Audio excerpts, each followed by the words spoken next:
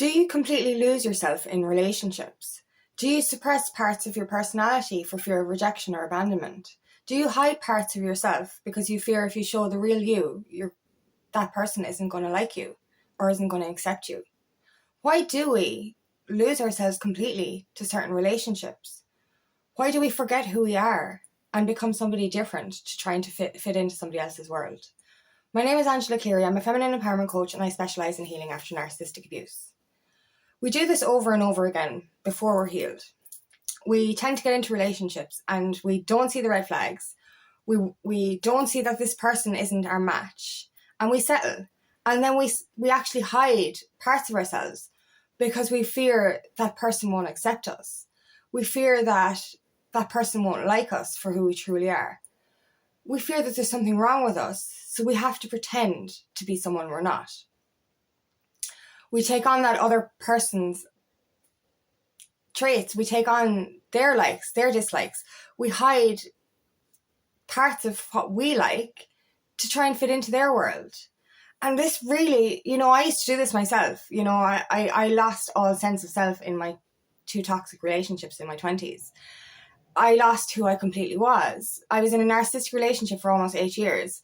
And I was 17 years younger than he was. And he was an alcoholic as well. So I kind of had to fit into that world. And I forgot who I was. And I stopped doing things that I enjoyed. But mainly because he was a narcissist as well, he took that away from me. He didn't allow me to be myself. I went into the relationship as myself. But because of his narcissistic tendencies and him trying to control me or gaining control of me, I lost all sense of who I was. And that's when it comes to narcissistic relationships. A narcissist will actually steal away your life force energy and make you into something that you're not. They're creating something to suit them, something that they can control. I lost my voice, I lost my opinion, I lost my ambition. I lost my quirky, weird side because he was embarrassed about it. I lost my childlike side because he was embarrassed about it. But I'm not necessarily wanting to talk about narcissistic relationships today. I'm talking about relationships in general. We tend to just, because we're vulnerable, and vulnerability is a strength, but because of our wounded inner child, because of our traumatic childhood, we tend to latch on to anything that looks like love. We don't want to be alone. We fear being alone. We fear rejection and we fear abandonment. For me especially, I have a massive abandonment wound from when my mother left. So that led to my rejection, my fear of rejection, my fear of abandonment. But this is why it's our inner wounds. It's our inner trauma that leads us to get stuck in this different world. And it's in a movie, How to Be Single, you literally, because your inner child is so needy, if a guy is nice to you, you just get stuck into his dick sand. And that's what it is. And this is the problem. We tend to lose ourselves so completely because somebody is nice to us, because of our wounded inner child crying out to be loved and seeking that validation that they didn't get when we were kids. And that's what it is. It's this, because, and this happens as well because of maybe rejection through relationships in our teens, or any kind of rejection in relationships or friendships. We're already wounded, our inner child is already wounded and desperately seeking to be loved. But other traumas throughout our life make that wound bigger and bigger. And this is how we tend to lose ourselves. And, this is what codependency is. We become codependent on another person for that validation, for that love. And we fear, because of our fear of rejection and abandonment, we're afraid to be ourselves. We're afraid to open up. We're afraid to be vulnerable. We're afraid to show our real side because we're afraid to be rejected. We think that if we show who we really are too soon in a relationship, they're not going to like us. There's something wrong with us because we keep getting rejected. This is what we feel. And therefore, this is why we kind of suppress who we are. We end up going along with their shit. And this is the thing, like, you know, this is why I don't agree with online dating, because it's literally, you end up getting stuck in dick sand over and over again.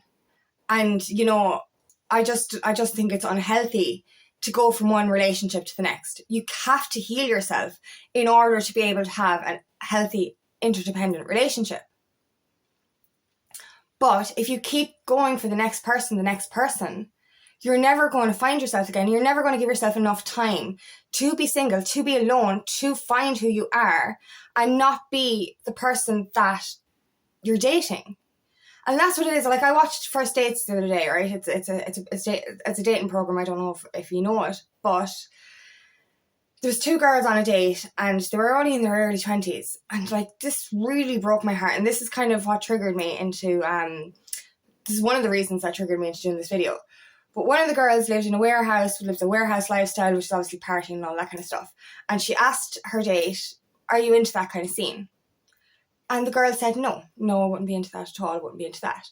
Grand. Then this girl said, I'm into open relationships. I'm into polyamorous relationships. Would you be into that? She said, no, I wouldn't be into that. Not really my thing.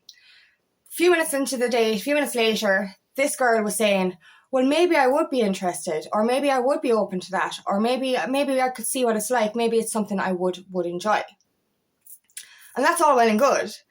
And at the end of the date, this girl asked her, is there anything that's changed your life? Is there anything big that you've changed about yourself that has been transformative?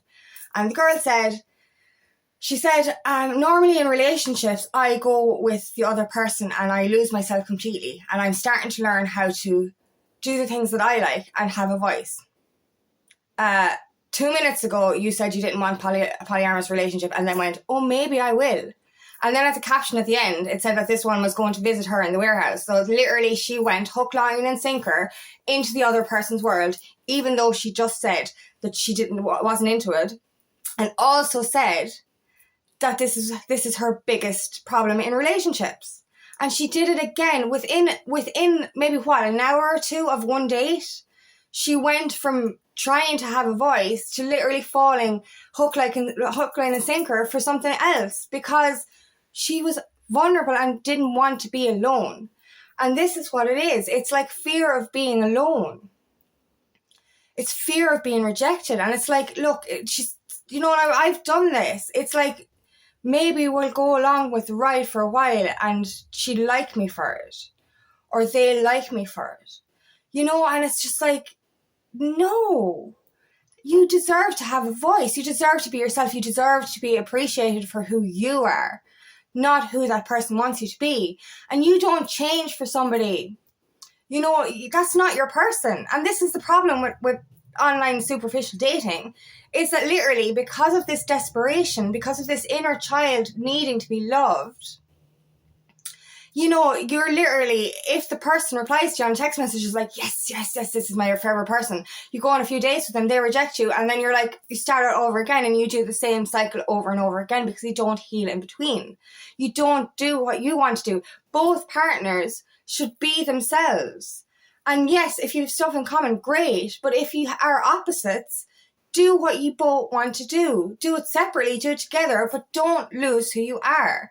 There's another one, like I watched Runaway Bride there the other day. And she obviously had, three marriages that she ran out on.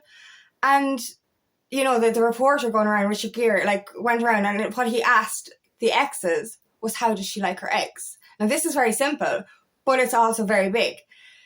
The first guy said, oh, she likes him this way, like me. The second guy goes, oh, she likes him this way, like me.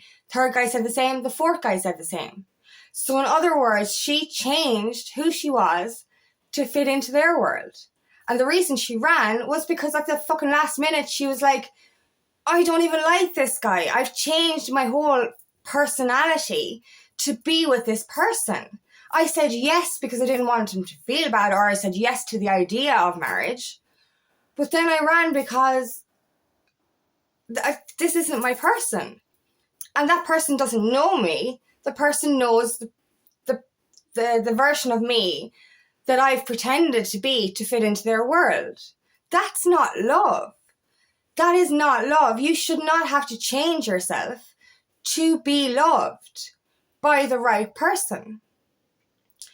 We need to start understanding this. Like, you know, if you're continuously going from one relationship to the next, not finding who you are before getting into these relationships, molding yourself into their world because you fear being alone, you have to take a step back.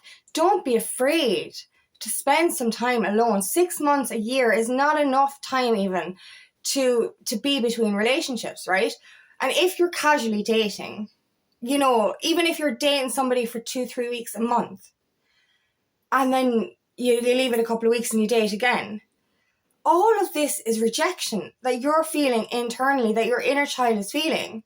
You're not giving yourself enough time between rejections to heal yourself, to not go into that same pattern again. And that's the thing, like, you know, we're going to repeat the same pattern. We're going to get rejected over and over again because we're allowing the wrong people into our lives. We're allowing ourselves to be around people that are not our person, and then we're trying to mold into their world. And this is the thing, like, you know, this wounded inner child that we have leads us to date while we're desperate. So therefore leads us to this kind of energy where we're so afraid to be alone that we just do anything possible to latch onto the next person. That next person isn't even your person. Just because they replied and said hi does not mean that they're suited to you. But straight away you get into this loop of kind of, maybe this is my favorite person, maybe they like me, maybe I'll do this, maybe if I do this they like me, maybe if I don't show my full self this time they like me. And this is like, if you keep dating, you're going to lose more and more of yourself every time, because every time you feel rejected, you're going to go, right, what did I do last time that was wrong? What was wrong with me that they rejected me? There's nothing wrong with you. But if you don't heal yourself, you're not going to be able to get the love that you deserve. You know, when we're so insecure within ourselves, how do we expect another person to actually love us? But these people aren't our people anyway. We're rushing into these relationships or these casual dating situationships, whatever they're calling these days, and we're not fully understanding who we are, and we're latching on to somebody who might not even have anything in common with us.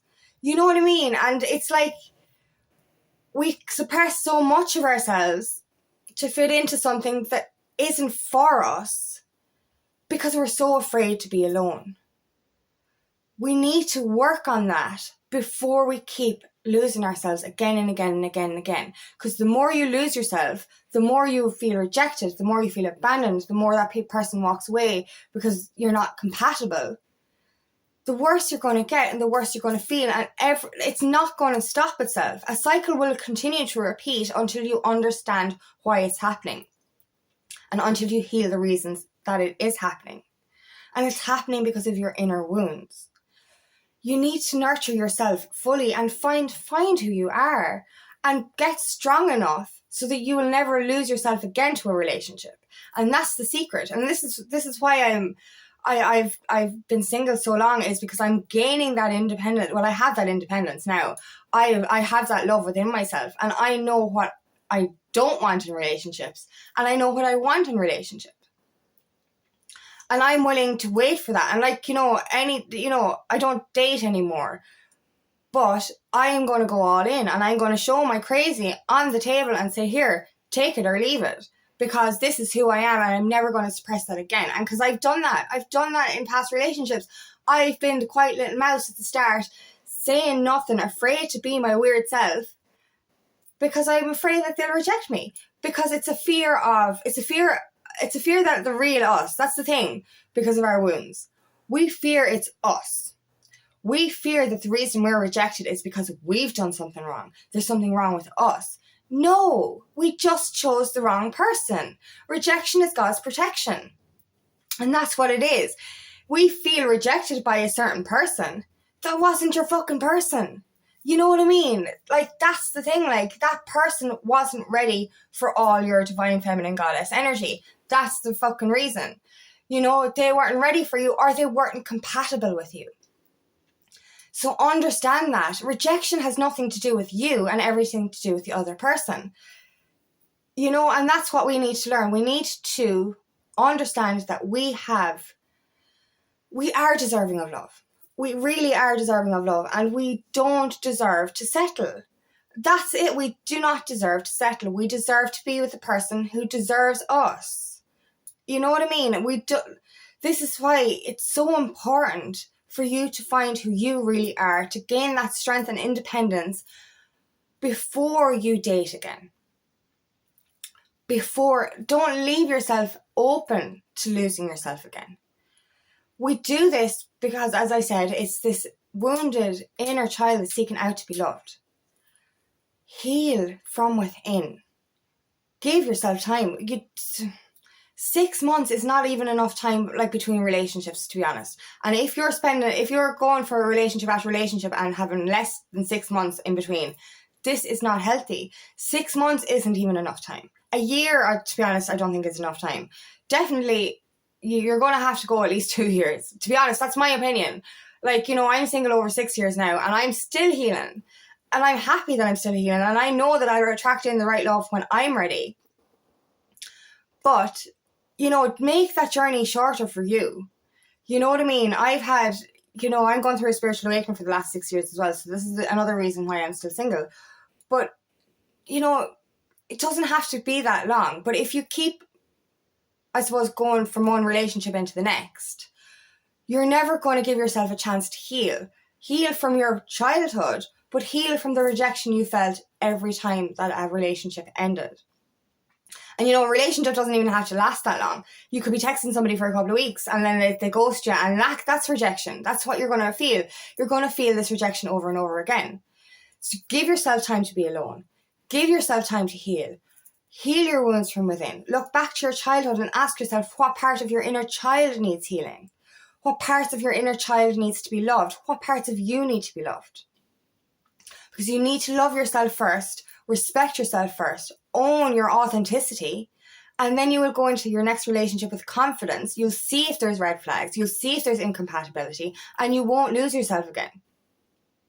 You know, you go from being stuck in an imbalanced relationship for months or whatever, years, to actually seeing red flags within a couple of weeks. And then you're like, okay, you're walking away from something that doesn't serve you. You're not going to lose yourself to a person that's not compatible. You will see that early on, instead of kind of going, oh my God, are they going to like me? Are they going to like me? Without even seeing whether they're compatible or not. It's just that they said hi and you're like, oh my God, is this? You need to heal. You need to not get out of that desperate mode. You need to love who you are and know who you are fully before you enter into the next relationship. Heal your heart, heal your inner child.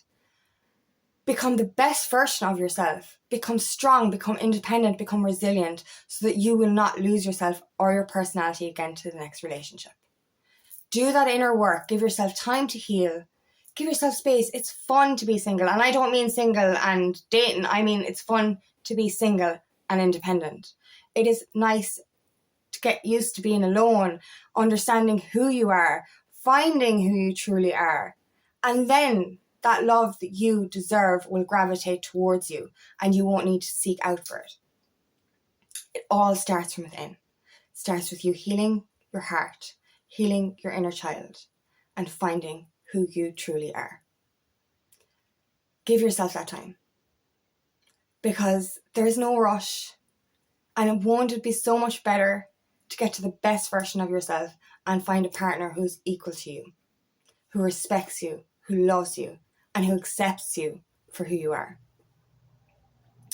instead of being so insecure, scared, desperate, fearful, and afraid to show who you really are going into a relationship. This is not what you want anymore. You want to know who you are so that you can know somebody fully as well, and you can both come into an interdependent relationship and there won't be any equality. So I really hope this resonates today, and if it does, please like and share, and please subscribe to my channel so I can reach as many people as possible. And if you would like help on your journey, please book me for a discovery call today, and I would love nothing more than to help you on your path.